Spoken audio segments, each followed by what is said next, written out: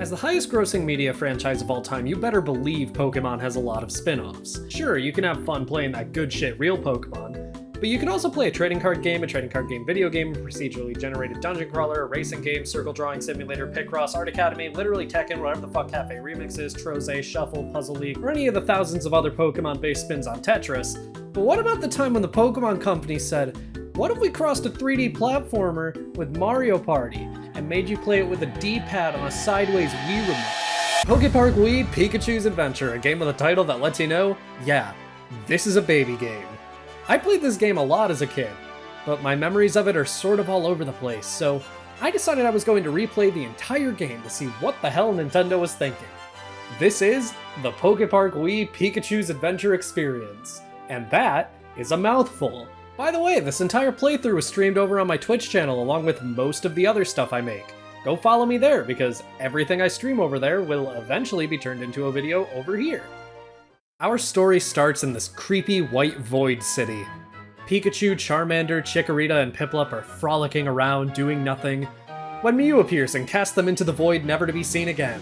Mew shows up on the Pokemon Mystery Dungeon background and explains that the Poképark Sky Prism is shattered, and if it's not put together, the Sky Pavilion will fall onto the Poképark and cause the end of the world, so the stakes are already higher than you'd expect. Mew asks Pikachu to find the 14 Sky Prism pieces in the Poképark, and then Pikachu wakes up in the middle of the forest. There's a tutorial here explaining how you're meant to control this 3D platformer using a D-pad, which, look, this control scheme doesn't make sense, and it's annoying.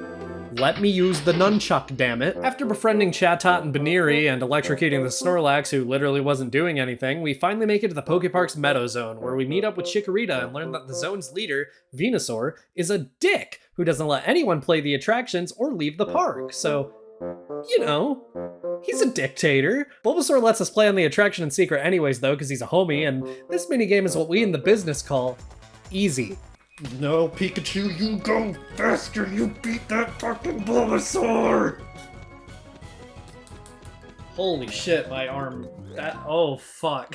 And yes, that is what all of these are gonna be like. After winning the attraction, Mankey and Trico show up and kidnap Chikorita because we played the attraction. Trico agrees to let us cross the bridge if Turtwig manages to win Bulbasaur's attraction, so you know what that means. Go, Turtwig! Go! Holy shit, he's so fast! If that's not the bonus, I give up. Frogunk agrees to let us see Venusaur if we give him 200 berries. But then he gives 170 of them back because that was necessary. Venusaur says he'll only give us Chikorita back if we manage to beat Frogunk and win Spearo's skill game. So after the world's most intense battle... There we go. Thunderbolt if 90 accuracy.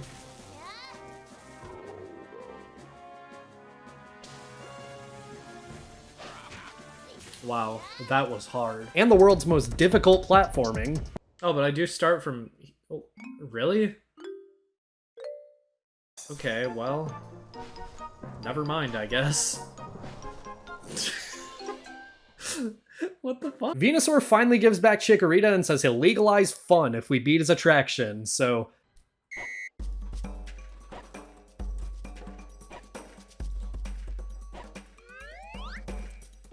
Alright, how was that? Venusaur stops being a dictator and gives us the next prism piece and explains that he, Blaziken, and Empoleon had a fight over the values of the Poképark, which...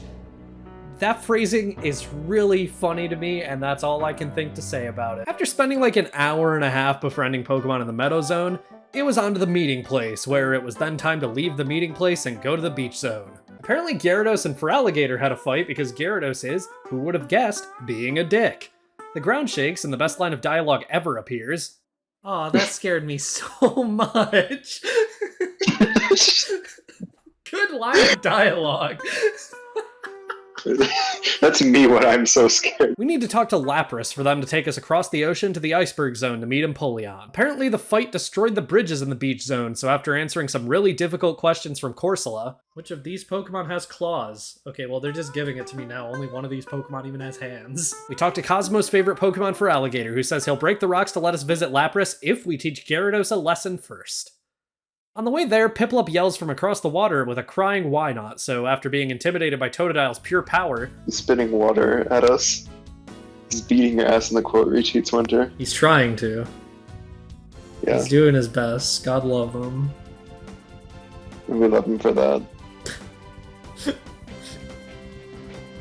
I'm really He's like so- making him he's wait so- for it. He's so silly. I love him. So imagine the anxiety he feels with Pikachu just waiting so long, Like, dodging all of his Pokemon attacks from charge. right in front of him. This is us in our DMs. True. Oh, he has a little temper tantrum before he gets up. Oh. And getting Bidoof from the Meadow Zone and painstakingly finding wood to build a bridge, and then clearing Pelipper's attractions since Sharpedo and Carvana won't let us build a bridge if we haven't. I'm using tilt controls. I'm using tilt controls. True. Oh, yep, they're as bad as I expected. Yo. Oh god. Oh my god. You got this, bestie. I do, but I don't have the Oh wait, I did get the bonus. Never mind. I forgot, the game's easy. Yeah, this shit's easy. Sharpedo be flabbergasted. We finally build a bridge to save Piplup and meet Gyarados, who would have thought, is a dick. He's planning a full-scale coup of the PokéPark, but agrees to stop if we win his Mario Party minigame. So... Alright, let's fucking go, Piplup!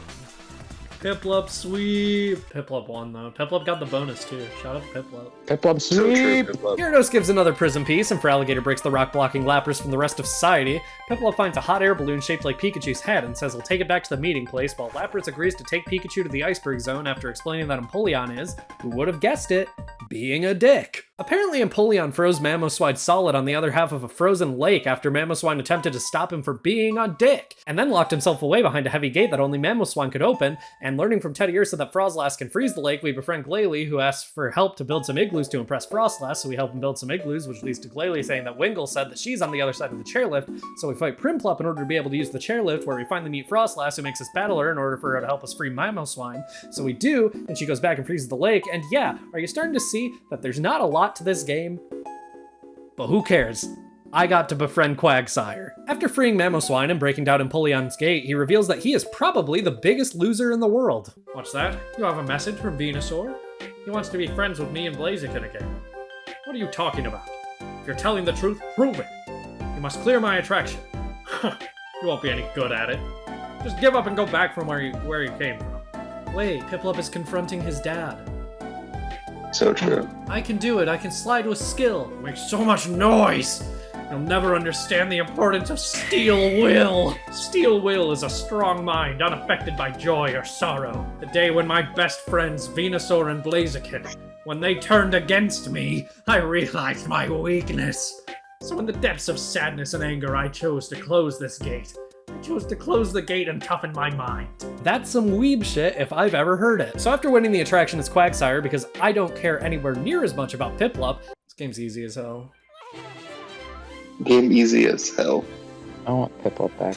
Empoleon gives us another prism piece, and as the quality of the footage noticeably increases from one stream to the next, it's onto the Cavern Zone, which has a minecart that leads to the Lava Zone. According to the creepy guy at the entrance, there's a missing rail that prevents the minecart from being used, so after laughing at a quiz from Meowth, what comes out of Bonsley's eyes?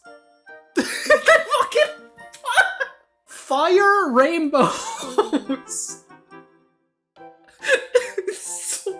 This game is so funny! And doing a long chain of side quests that ultimately amount to learning that Diglett hid the rail in the Cavern Zone's safest place, underneath Snorlax. So then after completing Bastiodon's attraction, which is just Pawn, and getting another prism piece, we get lost for an embarrassingly long time trying to find Snorlax, give him food, find the rail, fix the minecart, and head on to the next zone, the Lava Zone. And may I just say, listening in post, why is the music here so damn funky?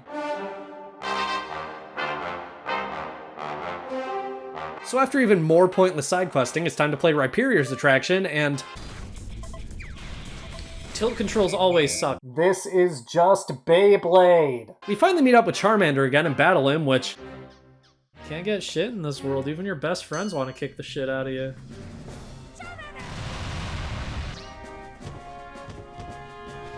Based, but like, Christ. Intense gameplay as always. So, already we meet up with Blaziken, the Zone Keeper, who calls Pikachu Lightning Strike, which is badass, and asks Pikachu to join him, but Pikachu just says, nah bro. Blaziken has Charmander fight us again. He does have 4 HP now, he's really improved.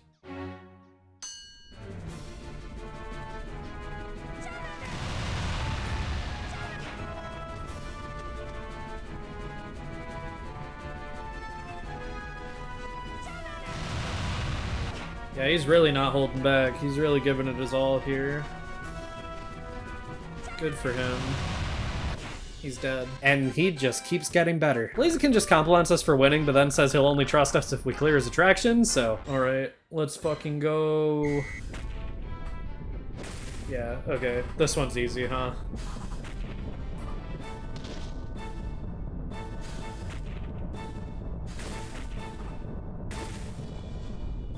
Yeah?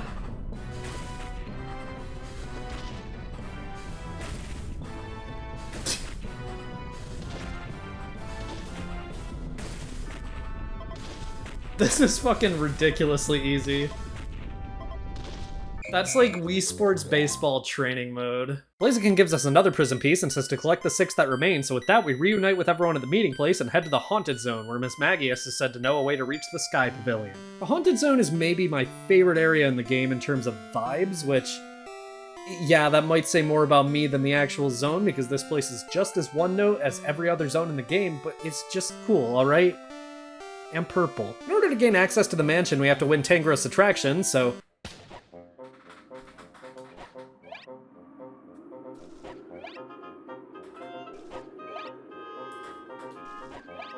That's so easy, what the fuck? Yeah, that's just Venusaur's attraction again, but whatever. Inside the mansion, it's sort of just a puzzle of finding what Pokemon you need to talk to open all the doors. One of which has a creepy Gengar stuck in a painting, but it turns out we can only go to the place we need to go after clearing Dusknoir's attraction, so...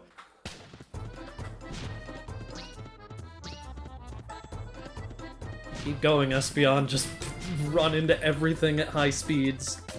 Mr. Ass is awesome. Yeah, that's just Bulbasaur's attraction again, but whatever. Upon entering the hall, we're greeted with maybe the most unintentionally funny thing I've ever seen. Oh, we have a visitor. The fucking Pichu surrounded by the army of the dead. Oh my god. Look at little bro. Oh my god. According to all the Pokemon in here, Miss Magius is depressed because the piano is broken, so after talking to the worst, most abominable creature conceived by man to get a new cord for it and fixing it, Miss Magius appears and says that it'll take time to find the Sky Pavilion and we should help find Rotom in the meantime. So after answering a really difficult quiz from Sableye and putting a book in an obvious gap in a bookshelf, we find Rotom sitting in a secret basement. Rotom's attraction boils down to Duck Hunt in 3D, but if a Pokemon touches you, you die, so... Oh, fuck Haunter, Jesus. Bro is fast. I think I've gotten past the bonus this time, at least. Yeah, okay. That was pretty good that time, though, so we take those. Yeah, we got... that was very high over the bonus. Who would have thought? The baby game is kind of easy. Miss Magius says that the way to the Sky Pavilion is in the Granite Zone, which...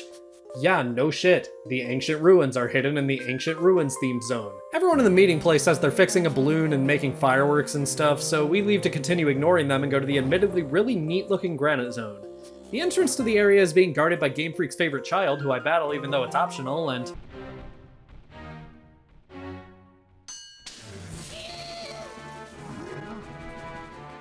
aw shit, I didn't get close enough before thunderbolting. That's fine. We do 2 points of health with Iron Tail now, which is fucking insane. Holy shit, that was cool, actually. Absol's attraction is next, and... oh god, Absol's tough! Holy shit! Look at him go! Never mind. Oh god, holy shit! Holy shit! Okay. Mr. Ass WWWW, so true, holy shit. After some exploration to find some secret words to continue on, including from the Snorlax all the way back in the Cavern Zone, because backtracking is just what this game needed, it's time for Salamence's attraction, which... holy shit, it goes a long-ass distance, too. Holy shit. Charizard is melting this game. Yeah, it turns out, if you want to win a Pokemon spin-off, you pick Charizard. Okay. I wonder if that applies to Pokken too. I've never played Pokken. But... holy shit. Okay. Well. That's all you need. From the Granite Zone, we reach the final zone of the game, the Flower Zone, which is home to a ton of cool Pokemon like Lucario and Dragonite and Shaman. Apparently, you need a mirror to reach the Sky Pavilion. Shaman says the mirror is missing, so we go back to the meeting place and talk to everyone who say apparently there's something shining on the giant treehouse that's been built throughout the course of the game. And of course it's the mirror! So we have to carry it all the way back to the dice, which they certainly aren't padding for length. Certainly. Upon putting the mirror on the dice, the Sky Pavilion is revealed, and Rayquaza appears and says that in order to go to the Sky Pavilion, we need to clear his attraction, which, according to the in-game text, is Totodile's favorite. So of course I'm gonna let little bro ball. That is a long balloon, my goodness. Yeah. My question is, how did Totodile get here to have this game be his favorite? All I heard was how does Toad? How did Totodile get here to know this game is his favorite? Because Totodile likes running. True. That's all I have to say about that. You know what? You make a good point. You would know more about the subject than I would, so... Oh god, Totodile, don't fall. Oh god. You can't jump over the electrodes, so... Cosmo, I'm not gonna lie, this might be a loss. This is utterly homophobic. True. Bestie can't be good at his favorite game. Yeah, oh, that's rough. What is happening on this balloon? This is where the trauma center skill comes in. The literally trauma center is just you have to be good at the Wii pointer, and so I am very good at the Wii pointer now. Yeah, you could learn like the platforming bits too, though. Just learn everything about this game. You True. can play as Totodile. You can make the Totodile be the meta. Also, Totodile cleared, so like. This gets Totodile sweep. Look at Rayquaza, so proud of his boy. Yeah, really. You got 300 berries, all for Totodile. Oh my god, Totodile loves berries. After that, we get what is, according to the in-game text, the wonderful watering can from Blossom, grow a Gracidea for Shaman, who turns into a sky form, and everyone from the meeting place appears with the hot air balloon. Shaman leads the way to our final destination on this long journey, the Sky Pavilion, where Mew awaits with our final test. After finding out that Mew is disguised as Piplup, he says that the best way to refuse the Sky Prism is to play games with Mew. So we start with Obstacle Hop, which 3D platformers should not be controlled with a D-pad, just so you know. If you're ever considering developing a 3D platformer. Oh my god, tank controls, but with a fucking... with 3D. I will... Oh my god. Jesus. This is horrible. Are you telling me they use the fucking Wiimote D-pad to do this shit? Yeah, you have to play with sideways Wii Remote. It's D-pad and 2 with button. Bro.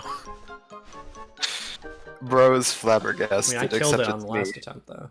You did kill it on the last attempt. So true, bestie. After that, Mew says it's time to battle, so... It's battle. Ready? Okay, I'll transform. You can't handle my true power. Oh fuck, Magmortar. Which is stronger, Magmortar's fire or your Thunderbolt? Let's battle and find out. I am not gonna use Thunderbolt a single time. I like how Mew is the hardest person to make friends with. Because you not only have to beat them up, you also have to obstacle. Rotom is literally the hardest Pokemon to make friends with so far. This is way easier. But then Mew decides Magmortar isn't cool enough for a final boss, which, to be fair, true. So Mew transforms into Garchomp, which as someone who played competitive in Gen 7 is scary, but... Garchomp. I do like Garchomp. Is Garchomp even in this game besides Gibble? I mean, Mew is Garchomp right now. Cool. Hi Garchomp. I love Garchomp. Yeah, I love doing 2 damage to Mew with every hit because of Iron Tail being so broken true. for some reason. Garchomp is so silly though, Winter. You don't understand. Yeah, he's way less intimidating when you can kill him in 3 hits and not get hit at all. So then Mew finally confirms who his favorite Pokemon of all time is, which is kind of fucked up. That's like picking a favorite child. But let this serve as a lesson. Being the favorite child means nothing in the face of an iconic mascot of a multi-billion-dollar corporation. Why are you using Dark Pulse on a physical attacker? Because Mew is built different. Clearly, but not in a good way. The final game is Chasing Mew, which, despite the banger music, is not anything special.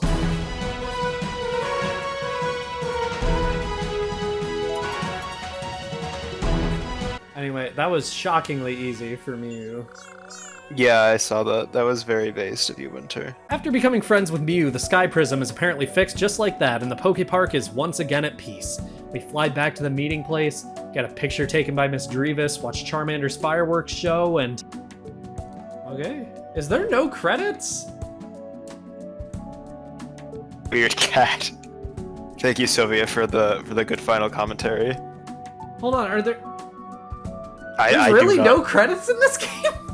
I have no idea. So, yeah. Nobody was credited for this game. And that just feels weird. Overall, this game was certainly a video game, and I even pressed some buttons to play it. But after all this, one thing is for certain. Pikachu and friends are never returning home to that weird white void city, and I think that's tragic. Oh, also apparently this game's sequel is actually good, so if you want me to play that, subscribe!